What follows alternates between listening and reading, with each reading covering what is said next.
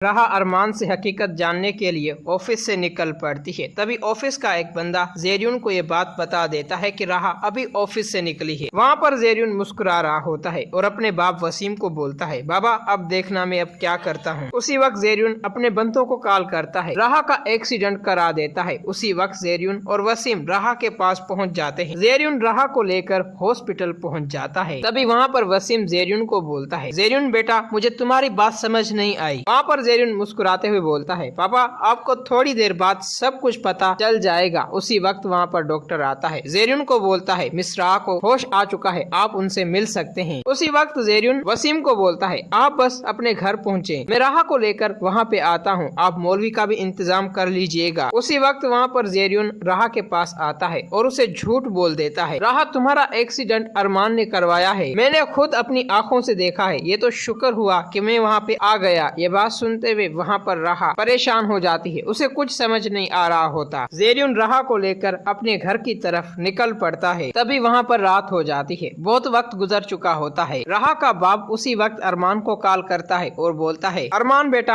अभी तक राह ऑफिस से घर वापस नहीं आई। अरमान परेशान हो जाता है। अरमान ऑफिस पहुँच जाता है, वहाँ पर ऑफिस बंद होता है। अरमान जल्दी से अपने मैनेजर को कॉल करके सीसीटीवी फुटेज निकालता है जहाँ राह का एक्सीडेंट हुआ था। उसी वक्त वहाँ पर सीसीटीवी फोटो में आखिर जेरियुन नजर आ जाता है। अरमान को कुछ भी समझ नहीं आ रहा होता कि अब वो क्या करे। उसी वक्त अरमान को मारिया की बात याद आ जाती है कि मारिया की गाड़ी में ट्रैकर लगा हुआ है। तभी अरमान बतूल और मारिया के साथ पुलिस लेकर जेरियुन के घर के बाहर पहुंच जाता है। वहां पर जेरियुन राह को फोर्स कर रहा होता है कि तुम मुझसे शादी कर लो, लेकिन वहां पर राह बेबस होती है। तभी वहां पर जेरियुन आखिर अपनी हरकत से बाज नहीं आ रहा होता, राह से बदतमीजी करने लगता है। वहाँ पर राह बेहोशी की हालत में होती है। तभी वहाँ पर अरमान, बतूल और मारिया एक साथ घर के अंदर आ जाते हैं पुलिस लेकर। जेरियुन जैसे ही पुलिस को देखता है वो डर जाता है। अरमान आते ही जेरियुन को मारने लगता है। वहाँ पर बतूल देरी नहीं करती, पुलिस इंस्पेक्टर से पिस्टल छीनती है और वो जेरियुन पर गोली चला देती है। उसी वक्त वहाँ पर जेरियुन बेहोश हो जाता है। वहाँ से वसीम भागने में कामयाब हो जाता है। तभी वहाँ पर जुबैर मैनेजर अरमान को कॉल करता है और बोलता है, वसीम एयरपोर्ट पे पहुँच चुका है, उसने अपनी टिकट बुक करवा ली है, वो ये देश छोड़कर कहीं दूर जा रहा है। तभी वहाँ पर अरमान पुलिस के साथ निकल पड़ता है वसीम को पकड़ने के लिए। वसीम एयरपोर्ट पे बैठा होता है, फ्लाइट का इंतजार कर रहा होता है। वहाँ पर अरमान आ जाता है पुलिस के साथ। उसी वक्त वहाँ पर वसीम अरेस्ट हो जाता है। ये सब कुछ देखकर वसीम बोलता है, अरमान मुझे माफ कर दो, मैंने जो कुछ भी किया वो सब कुछ मैं तुम्हें लौटा दूंगा, बस तुम मुझे छोड़ दो। उसी वक्त अरमान बोलता है, अब तुम सब लौटाओगे और इंस्पेक्टर साहब आप इसे कड़ी से कड़ी सजा दिलाएं। अरमान बतूल के साथ राह को घर लेके आ जाता है। आसिया जैसे ही राह को देखती है वो अपना होश खो बैठती है। उसी वक्त वो राह के पास आती है और बोलती है, मैंने सोचा नहीं था कि तुम फिर से बतूल और अरमान के बीच में एक बड़ी दीवार बनोगी, लेकिन अब मैं ये दीवार नहीं रहने दूंगी। जिस तरह से मैंने तुम्हें पहले किडनैप करवाया था, मैं उसी तरह अब भी तुम्हें किडनैप करा के बतूल की जिंदगी से और अरमान की जिंदगी से निकाल दूंगी। तभी पीछे से अदील ये बातें सुन रहा होता है। वहाँ पर अरमान आता है, राह और अदील को आसिया की सारी हकीकत बता देता है। अदील उसी वक्त वहाँ पर आसिया को तलाक दे देता है और उसे घर से निकाल देता है। उसी वक्त वहाँ पर अरमान को कॉल आती है। अरमान को इंस्पेक्टर बोलता है, जेरियुन अब नहीं रहा इस दुनिया में, हमें अब बतूल को अरेस्ट करना होगा, उसने कानून तोड़ा है। ये बात सुनते हुए वहाँ पर अरमान परेशान हो जाता है।